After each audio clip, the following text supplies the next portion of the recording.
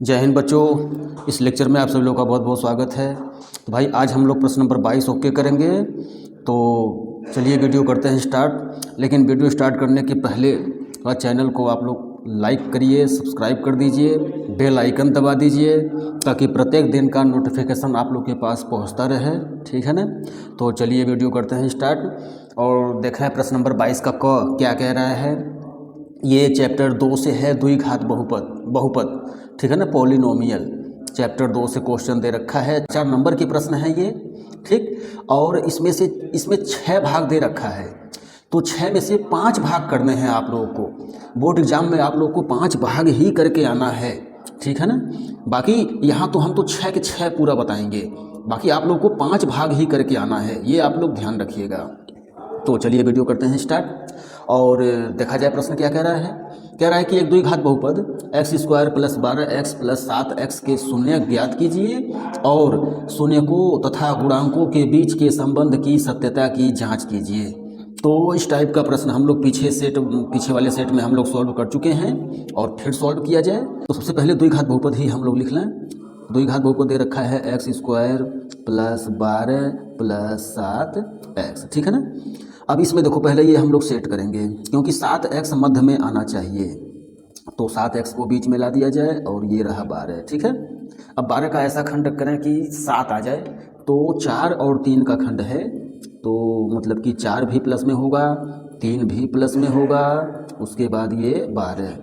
अब कॉमन ले लिया जाए तो x कॉमन है, x + 4 ये ब्रैकेट में बच गया, 3 यहाँ से कॉमन हो जाएगा तो x + 4 बचेगा। ठीक, अब देखो जी x + 4 एक ब्रैकेट में और x + 3 एक ब्रैकेट में। ठीक है ना। ये हम लोग जो है गुणनखंड कर लिए। अब शून्य के लिए बारी बारी से 0 लेते हैं, तो x + 4 = 0 लेंगे तो माइनस में 4 आएगा। ठीक है ना। और x + 3 = 0 ले लेंगे तो माइनस में 3 आएगा। यानी कि ये हम लोगों का 2 शून्य के यहाँ पर प्राप्त हो गया, -4 और -3।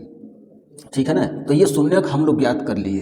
अब जांच करनी है, तो जांच करने के लिए इसमें 2 फार्मूला है, एक शून्यकों का योगफल और दूसरा शून्यकों का गुणनफल।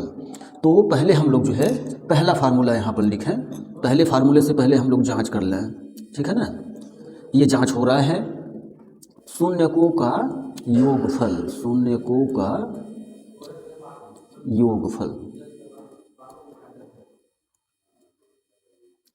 अब जो शून्यक हम लोग का निकला है उसी को लेकर चलेंगे। तो -4 ये पहला शून्यक निकला था और -3 ये दूसरा शून्यक निकला हुआ है, अभी हम लोग याद किए हैं। और ये सब जोड़ेंगे, जोड़कर ये -7 आएगा। ठीक है ना।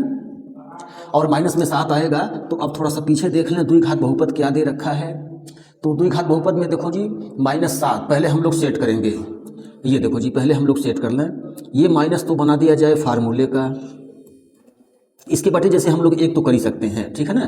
तो जो माइनस है अभी सामने, ये माइनस फार्मूले का बना दिया जाए और ये 7 कर दिया जाए x का गुणांक, क्योंकि अभी द्विघात बहुपद में है पीछे x का गुणांक बटे नीचे 1 है, तो नीचे 1 मतलब x² के गुणांक में है, तो ये नीचे x² का गुणांक। ये आप लोग जाकर देख सकते हैं और ये पहला फार्मूला सिद्ध हुआ जी। ये देखें पीछे जाकर देख लें। 7 जो है x का गुणांक है, इस वाले लाइन में देखें, दूसरे वाले लाइन में इसमें देखो 7 x का गुणांक है और 1 x² का गुणांक है। ठीक है ना। तो बिल्कुल हम लोग का सेट फार्मूला बना एकदम। ये देखो जी पहला फार्मूला हम लोग जो है ये सिद्ध किए। अब दूसरा फार्मूला है शून्यकों का योगफल गुणनफल। तो दूसरे फार्मूला भी भाई सेट कर लें हम लोग। शून्यकों का गुणनफल, शून्यकों का गुणनफल। तो शून्यकों का गुणनफल मतलब जो अभी निकला है -4 ये पहला शून्यक, गुणे -3 ये दूसरा शून्यक। ठीक, और गुणा करो भाई तो 4 × 3 = 12 प्लस में हुआ और फिर 12/1 लिख सकते हैं। अब देखो पीछे जाकर देख लें हम लोग, तो यहाँ पर जो है 12 अचर पद है और 1 x² का गुणांक है, तो 12 हो गया अचर पद। अब 12 की जगह पर हम लोग लिख दें अचर पद बटे 1 x² का गुणांक लिख दें 1 को। ठीक है ना। तो ये भी देखो जी, ये भी प्रूव्ड हुआ जी। ठीक है ना। तो इस प्रकार ये 4 नंबर का प्रश्न आप लोग का ओके हुआ जी, ठीक है ना। तो जी अब एक वाला पार्ट देख लिया जाए। कह रहा है कि दो संख्याओं के वर्गों का अंतर 180 है, छोटी संख्या का वर्ग बड़ी संख्या का 8 गुना है, तो दोनों संख्याएं ज्ञात कीजिए। तो यहाँ पर दो संख्याएं हैं, ठीक है ना। तो माना पहली बड़ी संख्या जो है, पहली बड़ी संख्या बराबर x तथा दूसरी छोटी संख्या बराबर y, ठीक है ना। ये हम लोग मान लिए जी, बड़ी संख्या और छोटी संख्या। अब प्रश्नानुसार जो है, प्रश्न के अनुसार कह रहा है कि इन दोनों के वर्गों का अंतर, तो दोनों के वर्गों का अंतर बराबर 180। चलो जी, ये तो कुछ प्राप्त हुआ अभी, ठीक है ना। ये तो हो गया जी प्रथम शर्त से मान लो। उसके बाद दूसरे शर्त में छोटी संख्या का वर्ग बड़ी संख्या का 8 गुना है। तो छोटी संख्या का वर्ग मतलब ये कि छोटी संख्या इसमें से क्या है, वाई स्क्वायर है, तो y है मतलब, तो इसका वर्ग हो गया। छोटी संख्या का वर्ग बराबर है बड़ी संख्या का 8 गुना। तो ये गुणा जब करेंगे तो 8x आ जाएगा, और ये करते हैं समीकरण नंबर 2, ठीक। अब देखो जी, अब समीकरण 2 से वाई स्क्वायर का मान समीकरण 1 में रखने पर, ठीक है ना, समीकरण 2 से वाई स्क्वायर का मान समीकरण 1 में रखने पर, तो पहले समीकरण 1 ही लिख लें हम लोग। ये समीकरण 1 हुआ, इसमें वाई स्क्वायर का मान रख दें हम लोग। तो क्या है भाई, 8x है, ठीक है ना। ये देखो 8x है, पीछे जाकर आप लोग देख सकते हैं वाई स्क्वायर का मान 8x, ठीक है ना। तो वाई स्क्वायर की जगह पर 8x हम लोग रख दिए, और क्लियर पता चल रहा है कि द्विघात समीकरण तो बनेगा ही, ठीक है ना। तो 180 का पहले पक्षांतर कर दें हम लोग, और ये देखो जी, अब यहाँ से जो है मत पर तोड़कर खंड तो ये खंड हो जाएगा 18 और 10, 18 दहा में 180, 18 में से 10 घटा देंगे 8, तो 18 माइनस में होगा और 10 प्लस में होगा, ठीक है ना। ये देखो, अब x कॉमन इधर होगा दो पदों में, और लास्ट वाले दो पदों में से 10 कॉमन करेंगे, ठीक। तो x कॉमन करने के बाद x माइनस 18 बचेगा। ये देख लें आप लोग पीछे जाकर, x माइनस 18 बचेगा। इधर लास्ट वाले दो पदों में 10 कॉमन लेंगे तो यहाँ भी x माइनस 18 ही बचेगा। लास्ट वाले पदों में से जो है प्लस 10 कॉमन किया जाए, प्लस 10, तो x माइनस 18 ये बचेगा, ठीक है ना। अब x माइनस 18 एक ब्रैकेट में और x प्लस 10 एक ब्रैकेट में बराबर 0। x माइनस 18 बराबर 0 लेंगे एक बार, ठीक है, और एक बार x प्लस 10 बराबर 0 ले लिया जाए। तो यहाँ से तो भाई 18 आ गया प्लस में, और यहाँ से माइनस में 10 आया। तो माइनस में तो लेना नहीं है, हमें प्लस वाला ही मान लेना है यानी कि x का मान हम लोग 18 लेंगे। तो अब ये 18 लेंगे, तो ये वाला जो x का मान 18 है ये हम लोग समीकरण 2 में रख दें, ठीक है ना, समीकरण 2 में रख दिया जाए। तो यानी कि अब हम लोग लिखेंगे x बराबर 18 समीकरण 2 में रखने पर, ठीक है ना। तो समीकरण 2 में मतलब कि समीकरण 2 में रख दिया जाए, तो समीकरण 2 जो है वाई स्क्वायर बराबर 8x है, और यहाँ से x का मान जो है हम लोग 18 रखेंगे। फिर 18 में अब 8 का गुणा कर दो 144 आ जाएगा, और ये आ जाएगा भाई 144 का वर्गमूल आ गया भाई 12 प्लस माइनस 12। तो 12 तो प्लस माइनस में वर्गमूल कभी भी निकालते हैं हम, तो प्लस और माइनस के साथ ही निकलता है, लेकिन प्लस वाला 12 ही लेना है, माइनस वाला 12 नहीं लेना है, यानी कि y का मान जो है प्लस 12। अब हम लोग याद कर दिए, और क्या, अतः वह दोनों संख्याएं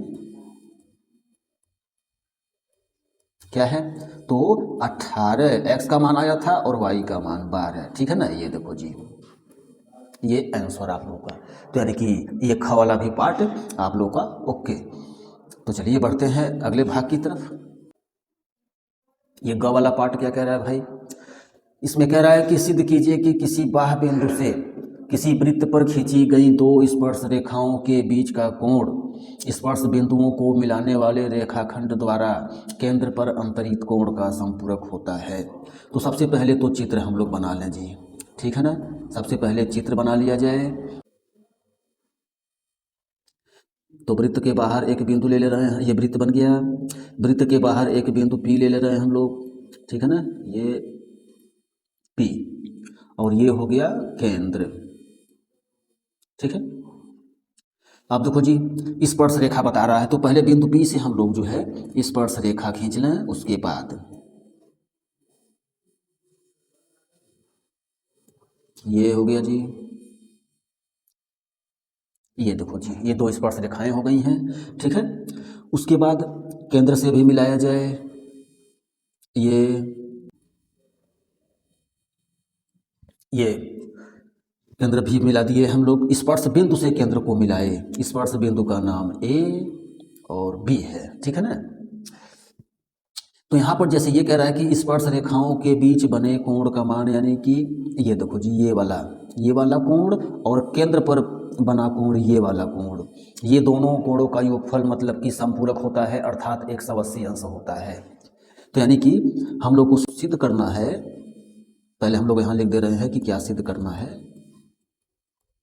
सिद्ध करना है कोण O प्लस कोण P बराबर 180 अंश, ठीक है ना।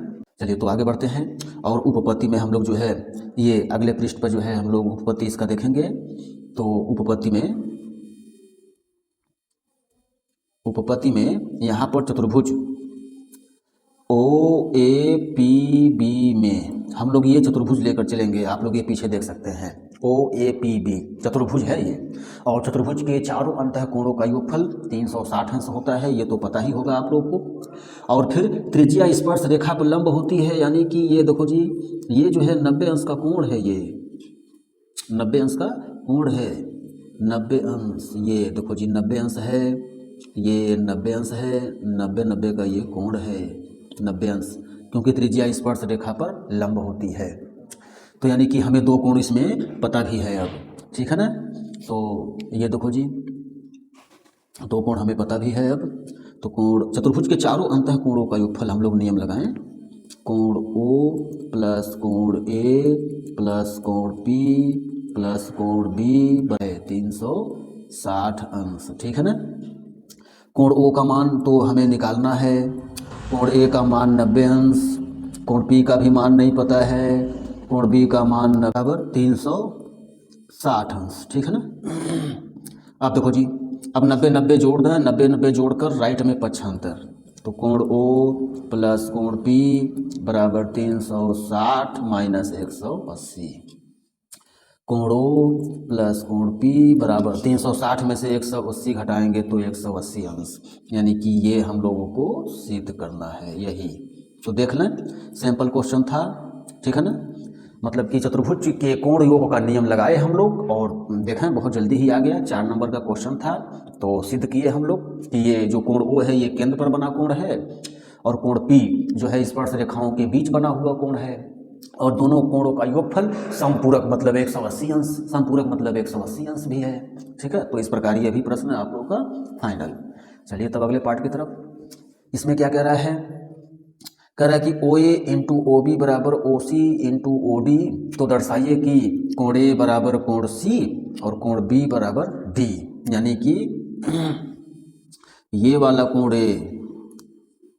A बराबर कोण C और कोण B बराबर कोण D, ये सब इतना सिद्ध करना है जी।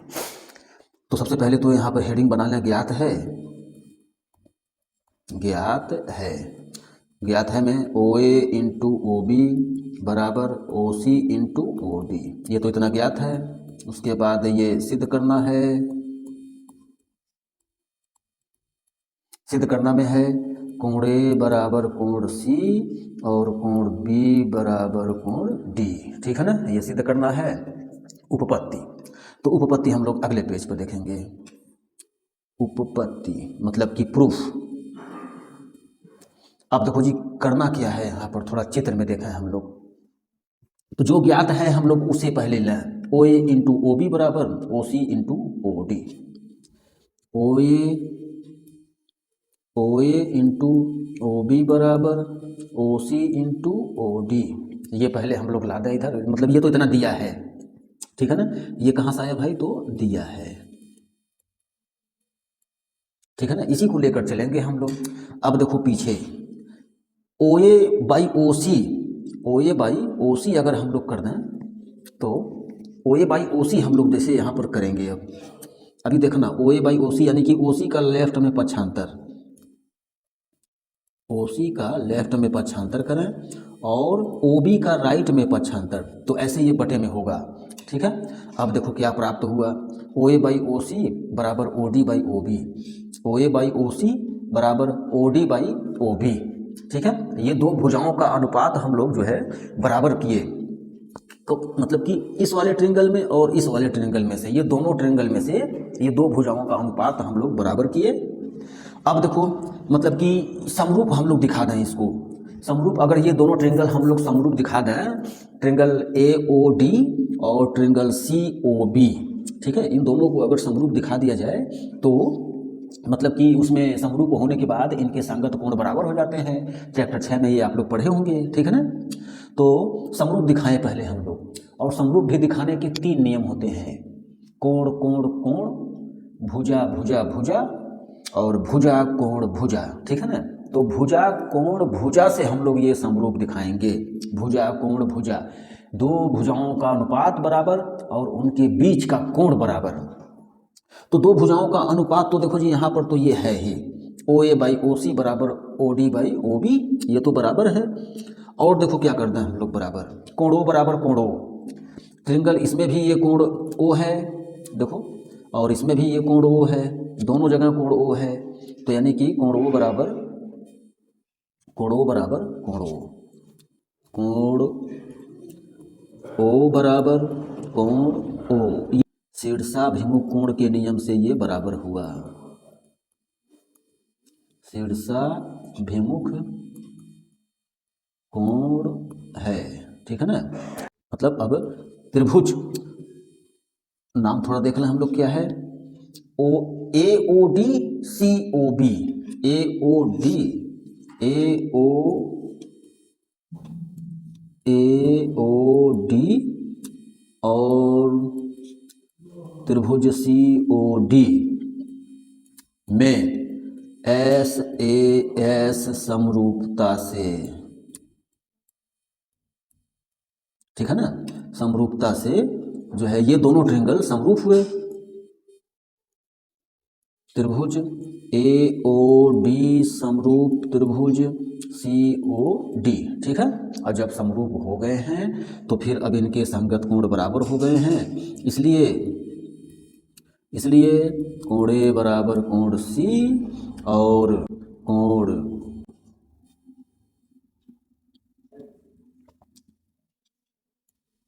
कोण ए ओ बी, ये जो है कोण ए ओ बी है जी, पीछे देखा जाए इसमें ए O D C O B है, A O D C O B, A O D C O B, ये बी है जी, बी है, तो यानी कि कोण बी बराबर कोण डी, ये भी देखो बराबर हुआ, कोण यहाँ भी लिखा जाए ये सी ओ बी है, ठीक है ना, ये सी ओ बी है, तो कोण बी बराबर कोण डी, ये हम लोग इतना सिद्ध किए। देखो जी, तो इस प्रकार ये भी क्वेश्चन आप लोगों का ओके हुआ। चलिए तब अगले पाठ की तरफ। अंगा पाठ कह रहा है कि ताश की अच्छी तरह से फेंटी गई 52 पत्तों की एक गड्डी में से एक पत्ता यादृच्छिया निकाला जाता है, तो इसकी प्रायिकता ज्ञात कीजिए कि निकाला गया पत्ता पार्ट ए बादशाह होगा और ये मतलब सेकंड पार्ट बादशाह नहीं होगा।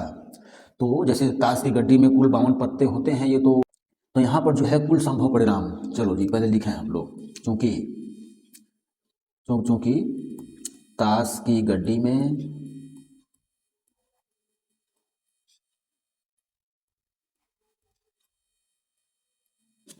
कुल 52 पत्ते होते हैं। ठीक है, इसलिए इसलिए इसलिए कुल संभव परिणामों की संख्या बराबर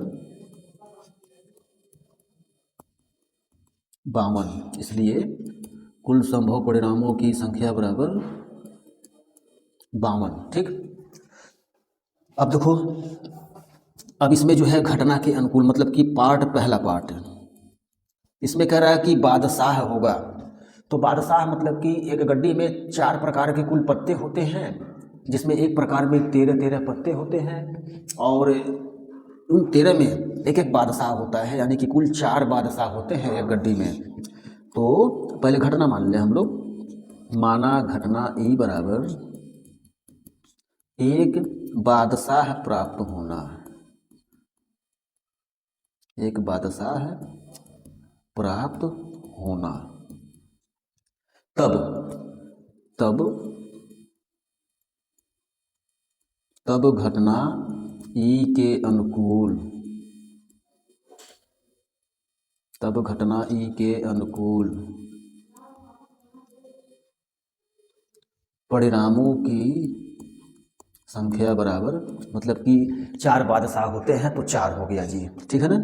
अब हम लोग सूत्र लिखेंगे, जो सूत्र होता है प्रायिकता में, घटना ई के अनुकूल परिणामों की संख्या बटे कुल संभव परिणामों की संख्या। ये देखो जी, ये हम लोग लिख दिए, 4 जो है घटना के अनुकूल परिणाम बटे कुल संभव परिणाम 52 है। तो 4 से काटें, 4 एक नम 4, 4 3 12, यानी कि आ गया 1/13। तो यानी कि ये पहला पार्ट आप लोग का ओके।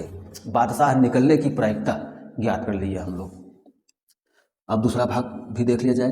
बादशाह नहीं होगा, तो भाई बादशाह नहीं होगा मतलब ये कि कुल एक गड्डी में कुल 4 बादशाह होते हैं, तो 4 बादशाह अगर हटा दें तो 48 पत्ते बचे तब। ठीक है ना। तो इसका सेकेंड पार्ट भी देख लें। अब इसके लिए जो है घटना अलग मान लें हम लोग, माना घटना एफ बराबर बादशाह नहीं प्राप्त होना, बादशाह नहीं प्राप्त होना, नहीं प्राप्त होना,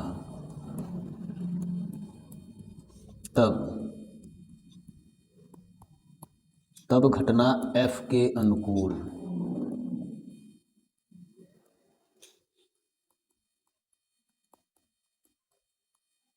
परिणामों की संख्या बराबर 48, और यहाँ पर जो है पी एफ बराबर, तो पी एफ बराबर मतलब जो है ये 48 घटना के अनुकूल परिणाम हो गया और 52 कुल संभव परिणाम। ठीक है ना।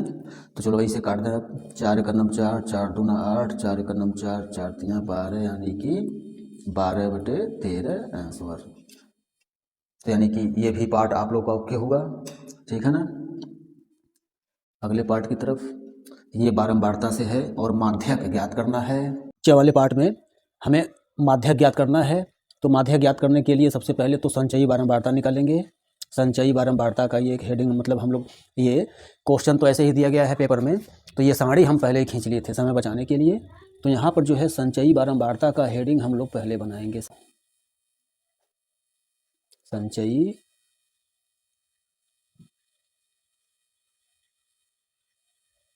बारंबारता को CF, ये संचयी बारंबारता को हम CF से प्रदर्शित करते हैं।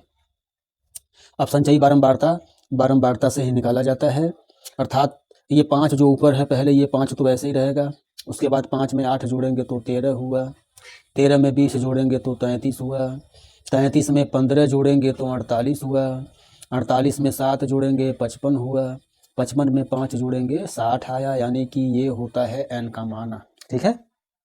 अब देखो n/2 हम लोग यहाँ ज्ञात करेंगे, क्या आ रहा है, तो n/2 मतलब कि 60/2 बराबर आके कट के आ गया 30। अब 30 देखो किस में आएगा, संचयी बारंबारता में हम देखेंगे 30 किसके अंदर लेंगे, तो 30 देखो जी ये इसके अंदर 30 आएगा, अर्थात हम लोगों का जो है इसके सीध में ये बना माध्यक वर्ग। ठीक है ना।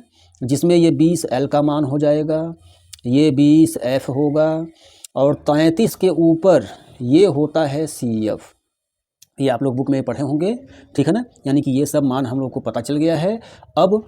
अब जो है सूत्र लिखेंगे हम लोग, माध्यक बराबर, तो माध्यक बराबर सूत्र होता है L plus N/2 minus CF बटे F इंटू H, ठीक है। L का मान यहाँ से पीछे देखो क्या है, तो L का मान 20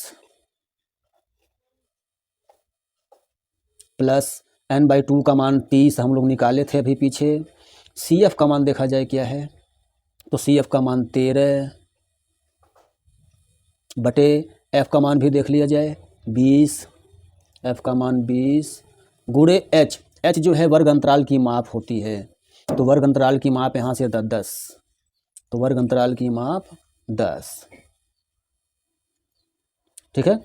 अब देखो 30 में से 13 घटाएंगे तो आएगा 17, 20 गुणे 10।